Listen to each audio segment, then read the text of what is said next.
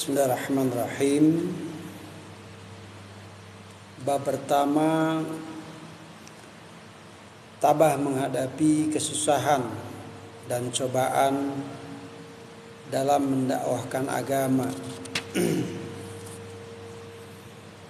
Kita bukan saja tidak dapat membayangkan bagaimana kesusahan dan penderitaan Nabi sallallahu alaihi wasallam dan para sahabatnya radhiyallahu anhum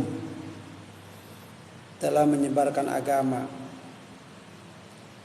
Bahkan keinginan untuk mengetahuinya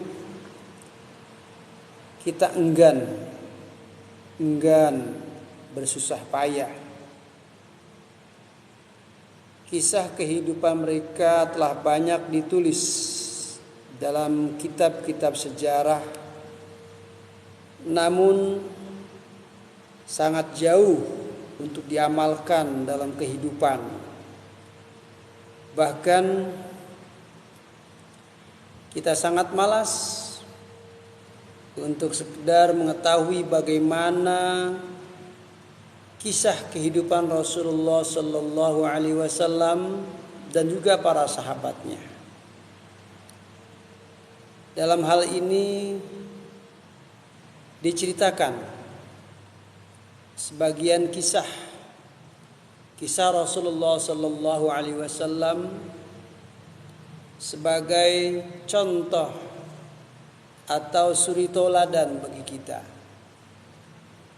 Kisah tersebut akan kita awali dengan kisah Rasulullah sallallahu alaihi wasallam.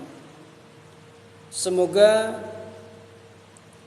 dengan mengisahkannya akan menjadi sebab keberkahan atas perjuangan dakwah Rasulullah sallallahu alaihi wasallam. Baiklah, yang pertama, perjalanan Rasulullah sallallahu alaihi wasallam ke Taif. Selama 9 tahun sejak kerasulannya, Nabi Muhammad sallallahu alaihi wasallam telah berusaha menyampaikan ajaran Islam dan berusaha menyampaikan petunjuk untuk memperbaiki ajaran Islam dan berusaha menyampaikan petunjuk untuk memperbaiki kaumnya di Mekah. Namun sangat sedikit yang mau menerima saat itu ajakan beliau, ajakan Rasulullah sallallahu alaihi wasallam, kecuali mereka yang sejak awal telah masuk Islam. Selain mereka ada orang-orang yang belum masuk Islam tetapi siap membantu Rasulullah sallallahu alaihi wasallam. Dan sebagian besar kafirin Mekah selalu menyakiti Rasulullah sallallahu alaihi wasallam dan para sahabatnya. Abu Talib termasuk orang yang belum memeluk Islam saat itu, tetapi hatinya mencintai Rasulullah sallallahu alaihi wasallam. Ia akan melakukan apa saja untuk menolong Nabi Muhammad sallallahu alaihi wasallam. Selanjutnya pada tahun ke-10 kenabian, ketika Abu Talib meninggal dunia, kaum kufar semakin leluasa untuk mencegah perkembangan Islam, untuk mencegah dakwah Rasulullah sallallahu alaihi wasallam dan menyakiti kaum muslimin pada saat itu. Karena keadaan tersebut, Rasulullah sallallahu alaihi wasallam pergilah ke Taif. Di sana ada suatu kabilah bernama Saqif yang sangat banyak anggotanya. Beliau Sallallahu Alaihi Wasallam berpendapat jika mereka memeluk agama Islam, maka kaum muslimin akan terbebas dari siksaan kaum kafirin, dan akan menjadikan kota itu sebagai pusat penyebaran Islam. Lalu setibanya di Taif, Nabi Sallallahu Alaihi Wasallam menemui 3 tokoh, 3 orang pemuka masyarakat, pemuka tokoh sekitar Taif tersebut, dan berbicara dengan mereka, mengajaknya kepada Islam. Tokoh tersebut diajaknya kepada ajaran Islam, juga mengajak mereka untuk ikut membantu penyebaran agama itu. Namun mereka bukan saja menolak, bahkan adat bangsa Arab yang terkenal dengan penghormatan terhadap tamu tidak mereka tunjukkan. Mereka menolak atas ajakan Rasulullah Sallallahu Alaihi Wasallam. Mereka menerima beliau dengan sikap yang sangat jelek, dengan sikap yang sangat buruk. Mereka menunjukkan rasa tidak suka akan kedatangan Rasulullah Sallallahu Alaihi Wasallam. Pada mulanya beliau berharap kedatangan Rasulullah Sallallahu Alaihi Wasallam kepada tokoh masyarakat tersebut sangat disambut dengan baik dan sopan saat itu. Tetapi sebaliknya, salah seseorang di antara mereka ada yang berkata, "Wahai, kamukah yang dipilih Allah sebagai nabinya?" Yang lain berkata, "Apakah tidak ada orang lain selainmu yang lebih pantas dipilih Allah sebagai nabi?" Lalu yang ketiga berkata lagi, "Saya tidak mau berbicara denganmu, karena jika kamu memang benar seorang nabi seperti yang kamu akui, dan kemudian aku menolakmu, tentu tidak akan mendatangkan bencana. Dan jika kamu berbohong, maka tidak ada gunanya berbicara denganmu, wahai Muhammad." Setelah menemui mereka yang sulit untuk diharapkan itu, Nabi Sallallahu Alaihi Wasallam berharap agar dapat berbicara dengan selain mereka, selain yang 3 tadi. Nabi masih optimis, ingin menjumpai selain dari mereka. Inilah sifat Nabi Sallallahu Alaihi Wasallam yang selalu bersungguh-sungguh, teguh pendirian, dan tidak mudah berputus asa. Ternyata tidak satu pun di antara mereka yang mau menerima beliau. Bahkan mereka membentak Rasulullah Sallallahu Alaihi Wasallam, "Keluarlah kamu. Keluar kamu dari kampung ini, keluar. Pergilah kemana saja sesukamu," kata orang yang Rasulullah sallallahu alaihi wasallam jumpai saat itu. Ketika Nabi sallallahu alaihi wasallam sudah tidak dapat mengharapkan mereka dan bersiap-siap akan meninggalkan mereka, mereka telah menyuruh para pemuda kota agar mengikuti Nabi sallallahu alaihi wasallam. Lalu mengganggu, mencaci maki, serta melempari beliau dengan batu sehingga sendal beliau penuh dengan darah. Dalam keadaan seperti inilah Rasulullah sallallahu alaihi wasallam meninggalkan Taif saat itu. Lalu ketika pulang, Rasulullah sallallahu alaihi wasallam menjumpai suatu tempat yang dianggap aman dari kejahatan mereka. Rasulullah sallallahu alaihi wasallam berdoa kepada Allah Subhanahu wa taala dengan doanya yang berbunyi, Allahumma ilaika asku du'fa quwwati wa qillah hilati wa hawani 'alan nas ya arhamar rahimin.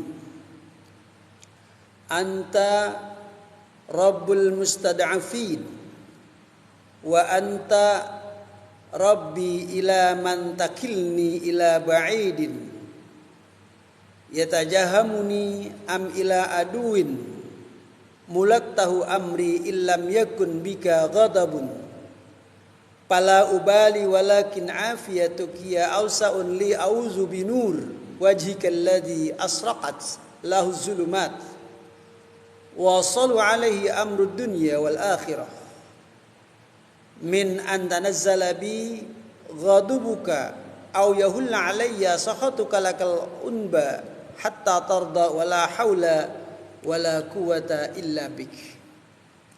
Ya Allah, aku mengadukan kepadamu kelemahan kekuatanku dan sedikitnya daya upayaku pada pandangan manusia. Wahai yang maha rahim dari sekalian rahimin, Engkaulah Tuhannya orang-orang yang merasa lemah, dan Engkaulah Tuhanku. Kepada siapakah Engkau serahkan diriku? Kepada musuh yang akan menguasaiku, atau kepada keluargaku yang Engkau berikan segala urusanku? Tiada suatu keberatan asalkan tetap dalam ridho-Mu. Afiat-Mu lebih berharga bagimu. Aku berlindung kepadamu dengan nur wajah-Mu yang menyinari segala kegelapan dan yang membaguskan urusan dunia dan akhirat dari turunnya murka-Nya atasku atau turunnya azab-Mu atasku. Kepada Engkaulah kuadukan keadaanku hingga Engkau ridha. Tiada daya dan upaya melainkan denganmu. Demikian sedihnya doa Nabi sallallahu alaihi wasallam sehingga malaikat Jibril alaihi salam datang memberi salam kepada beliau dan berkata, Assalamualaikum ya Rasulullah. Waalaikumsalam ya Jibril.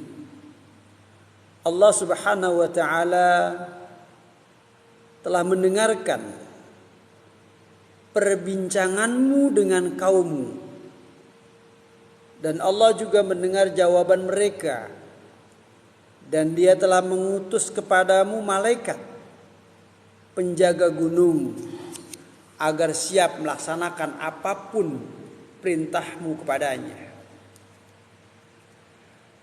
Malaikat itu pun datang dan memberi salam kepada Nabi sallallahu alaihi wasallam. Saya berkata, ya Rasulullah, apapun yang engkau perintahkan akan kulakukannya. akan kulaksanakannya. Bila engkau suka, kata malaikat, akan kubenturkan kedua gunung di samping kota ini, sehingga siapapun yang tinggal di antara keduanya akan mati terhimpit. Jika tidak, apapun hukuman yang engkau inginkan, aku siap melaksanakannya, kata malaikat Jibril, kata malaikat yang datangkan oleh Allah untuk menjumpai Rasulullah SAW. Rasulullah SAW yang bersifat pengasih dan mulia, ia menjawab, saya hanya berharap kepada Allah Subhanahu wa taala. Andaikan pada saat ini mereka tidak menerima Islam, mudah-mudahan keturunan mereka, cucu cicit mereka kelak akan menjadi orang-orang yang beribadah kepada Allah Subhanahu wa taala. Jadi apa yang ditawarkan oleh malaikat tadi, Rasulullah sallallahu alaihi wasallam sangat bijaksana, sangat pengasih, menolak atas apa yang ditawarkan oleh malaikat tadi. Jadi Rasulullah sallallahu alaihi wasallam berkehendak agar andaikan mereka yang tidak kenal Tuhannya, paling tidak anak cucu cicitnya masih berharap akan tetap mudah-mudahan beribadah kepada Allah Subhanahu wa taala. Lalu apa faedah dari sejarah Rasulullah sallallahu alaihi wasallam ketika berdakwah di Taif banyak yang memusuhinya. Kemudian dari permintaan malaikat karena banyak musuhinya diminta agar dihimpitkan dua gunung untuk menghancurkan kalangan orang-orang Taif yang musuhnya. Tapi Rasulullah sallallahu alaihi wasallam menolak. Tetap dia berdoa agar anak cucu cicitnya mengikuti jejak Rasulullah sallallahu alaihi wasallam. Jadi faedah dari apa yang disampaikan pada maghrib jelang isya ini, akhlak seorang nabi yang mulia, kita mengaku bahwa diri kita adalah pengikutnya. Kita adalah pengikut Rasulullah sallallahu alaihi wasallam. Tetapi ketika kita ditimpa sedikit kesulitan, sedikit musibah, sedikit kekurangan, kita akan mencela, bahkan menuntut balas.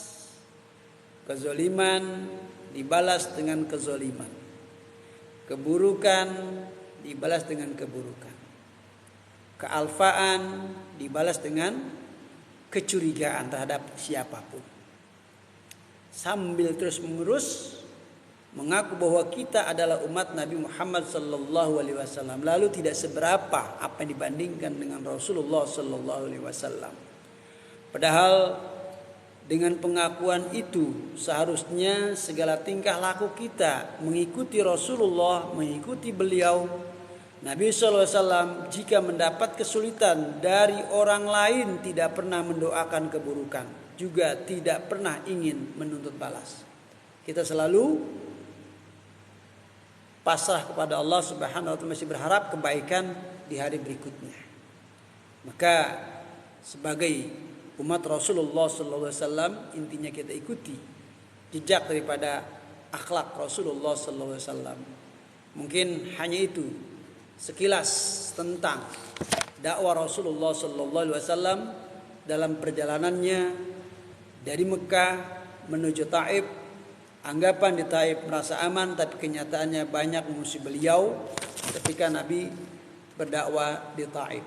Mohon maaf jika kurang sempurna, karena ini mengisi kekosongan jelang sholat isya. Mudah-mudahan ada hikmah di balik sejarah yang saya sampaikan ini. Ada faedah, setidaknya kita ada sedikit mengikuti jejak Rasulullah SAW, tidak pernah sakit hati ketika kita disakiti oleh siapapun. Demikian, hadanallahu ya ajma'in. Assalamualaikum warahmatullahi wabarakatuh.